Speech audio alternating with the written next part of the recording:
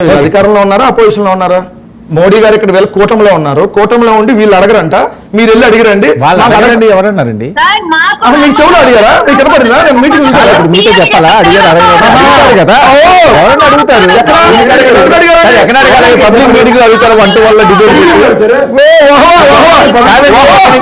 ఇప్పుడు జగన్మోహన్ రెడ్డి గారు అనకూడదా? ఆంధ్రప్రదేశ్ రాష్ట్ర ముఖ్యమంత్రి చెవులో వెళ్ళి ప్లీజ్ అండి ఇస్తారా లేదా వినపడుతున్నా పెద్ద చెప్పాలా, ఇస్తారా లేదా? ఏం మాట్లాడతారు మీరు కూడా? పబ్లిక్ అడగకుండా లేదా పబ్లిక్ అడగకుండా ఆడవుతారు. రాష్ట్రానికి అమరావతికి నిధులు కాదు, అమరావతి కేంద్ర ప్రభుత్వం నిధులు ఇస్తారా ముఖ్యమంత్రి రాష్ట్రంగా అడగడం కోసం పబ్లిక్ అడగాలి, కలిసినప్పుడు అడగాలి, 2019 నుంచి 24 వరకు మీ నినాదం ఏంటి? ఇదే కదా నేను అడిగింది.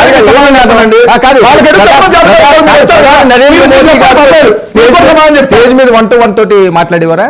స్టేజ్ మీద రాష్ట్రం జగన్మోహన్ రెడ్డి గారు ముఖ్యమంత్రిగా ఉన్నప్పుడు ఇదిగో పబ్లిక్ మీటింగ్ లో విశాఖపట్నం, మీ విశాఖపట్నం జరిగింది. పబ్లిక్ మీటింగ్ లో నాకు రాష్ట్ర ప్రయోజనాలు తప్ప మీతో ఏం వ్యక్తిగత ప్రయోజనాలు లేవు, నాకు ఈ రాష్ట్రానికి ఎన్ని రావాలి, దయచేసి పెద్ద మనసు చేసుకుని ఎన్ని ఇవ్వండి చెప్పి ఓపెన్ గా అడిగారు. ఇలా ఇచ్చారా?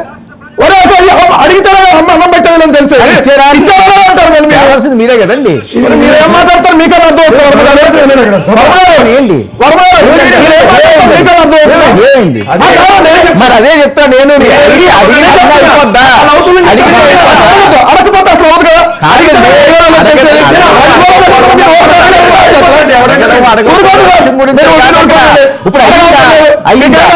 జగన్ గారు ఎందుకు రాలా? 4 తిట్టారు. ఇదే సబ్జెక్ట్ అండి. నేను క్లియర్ గా నేను ప్రధానమంత్రి వచ్చారు, ఏమొచ్చింది రాష్ట్రానికి? ₹1 ఏమన్నా వచ్చిందా అని క్లియర్ గా అడిగా. అమరావతికి 1,00,000 కోట్లు అప్పు చేస్తున్నారు కదా, లేదండి మేము 10,000 కోట్లు ఉదాహరణ ఇస్తామని ఉన్న మోడీ అన్నారా? కనీసం అడిగారా ఇమ్మని? దాన్ని అడుగుతుంటే 5,000 కోట్లు అయిందని మాకు తెలియదండి, మీకు తెలియదు. 5 లక్షల మంది మొత్తం వాళ్ళు కలుపుకోవచ్చు, వాళ్ళంతకు వాళ్ళు వచ్చారు. ఇది మాట్లాడేది. అమరావతి వినండి అమరావతి ఓపెనింగ్ కూడా జగన్మోహన్ రెడ్డి రాలే. ఎవరైనా రాష్ట్ర ముఖ్యమంత్రి చంద్రబాబు నాయుడు గారు ఆంధ్రప్రదేశ్ రాజధానిగా అమరావతికి చట్టబద్ధత, విభజన చట్టంలో సవరణకు అవకాశం ఉందేమో పరిశీలిద్దాం. ఉమ్మడి రాజధాని హైదరాబాద్ గడువు ముగిసింది కాబట్టి ఇప్పుడు ఇబ్బంది ఉండకపోవచ్చు. ఈ అంశాన్ని ప్రధాని మోడీ దృష్టికి తీసుకెళ్తా. ఎప్పుడు తీసుకెళ్తా? నిన్న వచ్చింది మోడీ గారు ఈ స్టేట్మెంట్. ఎప్పుడు? 29/4/2025. ఎప్పుడు? 3 రోజుల క్రితం. ఇక్కడికి వచ్చినప్పుడు అడగడానికి లేదు, నోరు పడిపోయిందని అడిగా. దానికి ప్రమోట్ చేస్తున్నారు. అమ్మ కోపం వస్తుంది. అది కూడా బూతులు చెప్పండి. ఇదే నీకు చట్టబద్ధ అంటే ఏమో తెలియదు. ఆల్రెడీ ఉందని చెప్పారు. ముఖ్యమంత్రిగా లేదండి చెబుతాడు. సరే ఒక నిమిషం ఏంటి చెప్పండి. ప్రజారాజధాని అమరావతి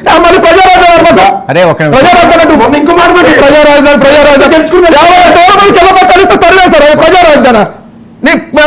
ప్రజారాజధాని అంటారా? ఒక్కరు వచ్చి ఉంటారు కదా అవకాశం అయితే. వెంకటరెడ్డి గారు ప్రాబ్లం ఏంటండి? ఆయన నచ్చినే కాదు మాట్లాడతారు. అరే మాట్లాడి ఎవరు చూడాలి చెప్తున్నారు. పాల్గొంటే గారు వెంకటరెడ్డి గారు అనుకుంటున్నారు. అనుకోండి ఎవరు చెప్తారు వాళ్ళు చెప్తా ఉంటే డిబేట్ పిలవంటారు. ఏం మాట్లాడుతున్నారు మీరు?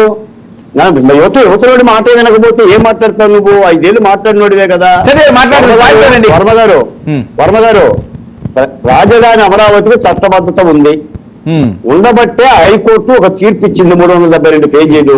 ఏమని ఇచ్చిందంటే, ఒకసారి శాసనసభ ఆమోదంతో రాజధాని నిర్మాణం అయిన తర్వాత 3 రాజధానులు పెట్టే హక్కు లేదు అని, మీరు అవసరం వస్తే కేంద్ర ప్రభుత్వాన్ని విభజన చట్టాన్ని సంప్రదించాలని ఆనాటి జగన్మోహన్ రెడ్డి గారి ప్రభుత్వానికి చెప్పింది. దాని మీద ఆయన సుప్రీంకోర్టుకి వెళ్ళాడు. పదే ఆలోచన ఎందుకు వస్తుందంటే, జగన్మోహన్ రెడ్డి గారు మళ్ళీ అధికారాలకు వస్తే పోలీసుల గొడవలప్పదేస్తా, రోడ్డు మీద నిలబెడతా, లోపలేస్తానని అంటున్నాడు. కాబట్టి అమరావతి రైతులు ముఖ్యమంత్రి దృష్టికి తీసుకెళ్లారు. అయ్యా ఇది ప్రజాస్వామ్యం, మళ్ళీ ప్రభుత్వాలు మారితే అమరావతికి రక్షణ ఏంటి, దీనికి ఏమన్నా కేంద్ర ప్రభుత్వం అంశం ఉందని చెప్పేసి అడిగితే ఆయన అన్న మాట ఏంటంటే, విభజన చట్టంలో ఏమన్నా సవరణ అవకాశం ఉంటే నేను ప్రధాన నరేంద్ర మోడీ గారితో మాట్లాడతానే అన్నాడు. ఆ ప్రక్రియను మేము అడుగుతున్నాం.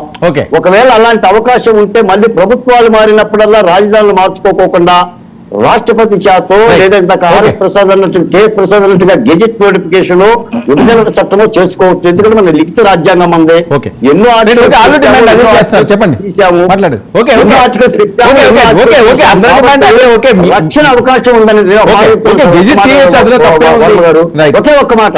చెప్పండి. ఇప్పుడు వర్మ గారు, ఉమ్.